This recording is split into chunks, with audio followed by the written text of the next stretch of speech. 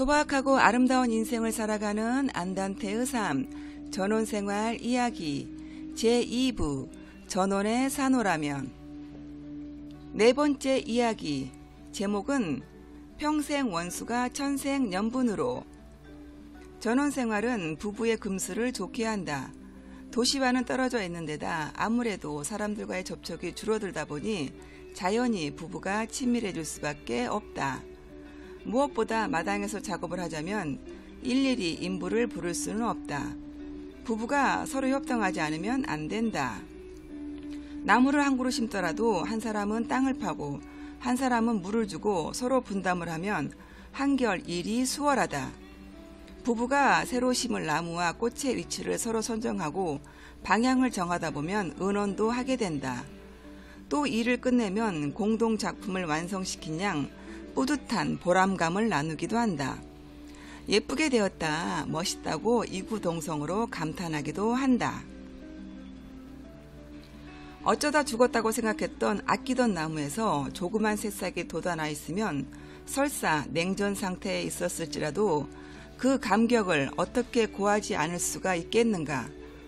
잠시 전까지만 해도 무언가의 비위가 상한 상태였다. 그러나 모른 척하고 달려가 슬며시 말을 걸면서 헤빙 모드를 만든다. 그리고 곧장 좀 전에 그 귀여운 입새 소식을 전해준다. 그 감격을 혼자 간직하기에는 너무나 신나는 일이기 때문이다. 부부가 전쟁 상태이거나 냉전 상태이면 정원의 미를 창조할 수가 없다. 하루의 정원 일거리를 끝내자면 상대방의 도움을 받기 위해서라도 화낼 것을 참게 된다. 공연히 트집 잡는 일도 삼가하게 된다. 그러자니 인내심을 발휘하고 자연스럽게 평화를 유지하게 되는 것이다.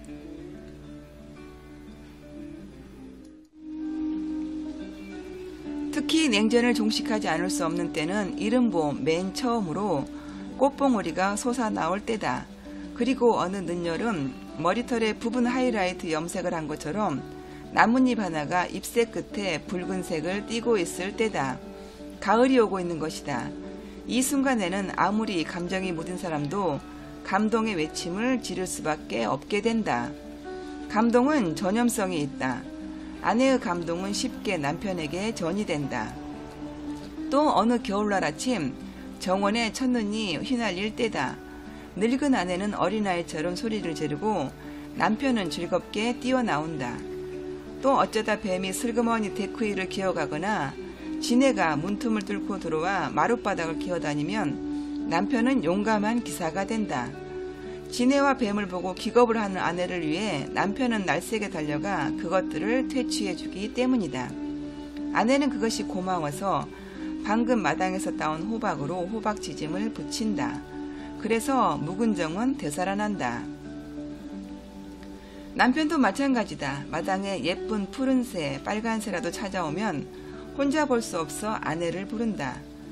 정원에서 나무와 꽃을 심고 기다리면 새싹이 돋듯이 늙은 부부에게도 노년을 위한 새로운 정이 생겨날 것이다. 부부는 평생을 동고동락한 동지다. 이제 죽음을 향해 함께 걸어가는 벗이기도 하다. 오래지 않아 앞서거니 뒤서거니 하면서 평생 쌓아진 미운 정, 고운 정을 땅에 묻고 떠나갈 사이가 아닌가. 어느 날 사소한 말다툼으로 아내가 거실 의자로 나가 이상가족을 만든 날밤, 마당에서 부스럭 소리가 들린다. 밤의 전원은 갖가지 소리를 낸다. 야생 고양이는 밤에 나다니며 눈에서 무서운 빛을 내뿜는다. 바람에 흔들리는 나뭇가지 소리도 밤에는 유달리 크게 들린다. 집도 소리를 낸다. 창문이 삐걱대기도 하고 마룻바닥이나 천장에서 보일러 배관 물 흐르는 소리도 새어나온다. 전원주택에서 들리는 밤의 소리는 마치 유령의 소리 같다. 그리고 바깥 현관의 센서 등에 불이라도 켜지면 혹시 밤이슬을 맞고 다니는 손님이라도 왔나 하고 덜컥 겁이 난다. 늙은 아내는 더 이상 두려움을 참을 수가 없어 이부자리를 들쳐안고 남편이 있는 안방으로 돌아간다. 바깥에 누가 왔나 봐요. 아무래도 이상해요. 발자국 소리가 나는 것 같기도 하고. 아내는 굉장히 무섭다는 표정을 짓는다.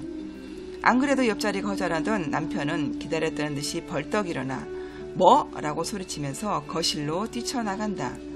잠시 후 남편은 아무것도 없던데? 고양이였나 보지? 하고 겸연쩍게 돌아온다. 남편이 속으로는 조금 두려웠겠지만 용감한 척했다는 것을 아내는 알고 있다. 전원에서는 아무도 중재해줄 사람이 없지만 화해는 이렇게 쉽고도 자연스럽게 이루어진다. 이렇게 해서 도시에서 평생 원수로 알고 살았던 부부가 전원에 내려와 살면서 저절로 천생연분이 되는 것이다.